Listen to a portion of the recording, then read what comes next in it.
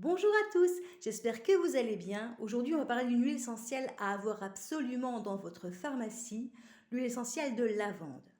Alors, il faut savoir qu'il existe plusieurs types d'huile essentielle de lavande. Vous avez par exemple l'huile essentielle de lavande aspic, de lavande fine ou le lavandin. Aujourd'hui, nous allons parler de l'huile essentielle de lavande vraie.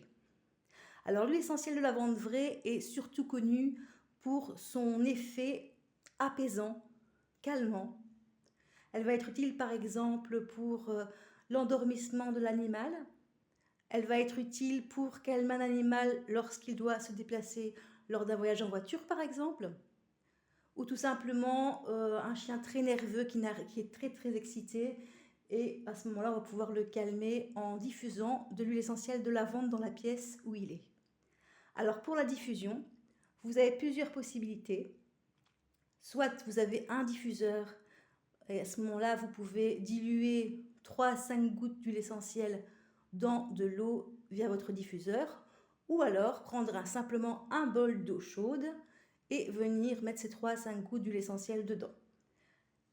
L'idéal, c'est de ne pas dépasser 30 minutes de diffusion pour l'animal.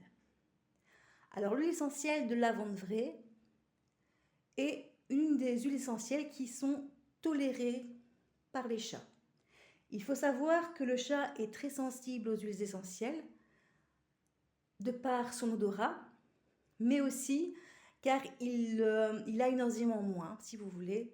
Donc, comme le foie produit cette enzyme en moins, il ne sait pas absorber certains composés des huiles essentielles, notamment les phénols et les cétones. Donc, il y a des huiles essentielles qui sont hautement toxiques pour votre chat. Celle-ci n'en fait pas partie. Néanmoins, avec précaution. N'hésitez pas à demander conseil à votre vétérinaire ou éventuellement au pharmacien en fonction du poids de votre chat. Maintenant, si vous avez peur d'utiliser les huiles essentielles, moi je vous recommande d'utiliser plutôt de l'hydrolat. De l'hydrolat de lavande, c'est en fait l'eau qui va rester après distillation et qui va encore contenir quelques traces d'huile essentielle mais qui sera beaucoup moins concentrée. À ce moment-là, c'est déjà plus adapté à votre chat. Alors l'huile essentielle de lavande vraie, oui, elle est calmante, apaisante, mais pas que. Vous pouvez par exemple l'utiliser pour faciliter la cicatrisation d'une plaie ou d'une brûlure. À ce moment-là, il faudra la diluer dans une huile de support et l'appliquer sur la zone concernée. Donc vous pouvez éventuellement diluer 5 gouttes dans 50 ml d'huile végétale neutre et venir masser régulièrement votre animal. L'huile essentielle de lavande a également des vertus pour les parasites. Donc elle est anti-tique, anti-puce. Vous pouvez aussi la diluer dans de l'huile végétale pour l'application, mais ça va évidemment être assez gras. Donc vous pouvez éventuellement la mettre dans un petit flacon avec de l'eau, secouer le flacon parce que pour créer une émulsion instantanée si vous voulez, parce que l'huile et l'eau ne se mélangent pas, et le vaporiser sur votre animal. Donc si vous voulez lutter contre les tiques et les puces pour votre chat, privilégiez évidemment l'hydrolat dont je vous ai parlé. Et à ce moment-là, vous pouvez directement le pulvériser à un endroit où votre chat ne va pas se lécher. Il faut le pulvériser avant chaque sortie pour le chat.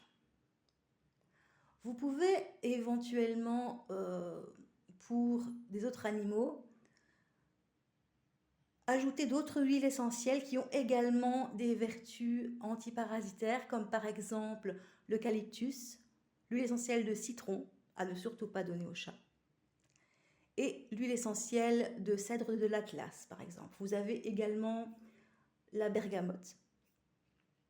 Donc vous pouvez éventuellement faire un mélange dans votre huile de support, toujours à hauteur de 5 gouttes par 50 ml d'huile.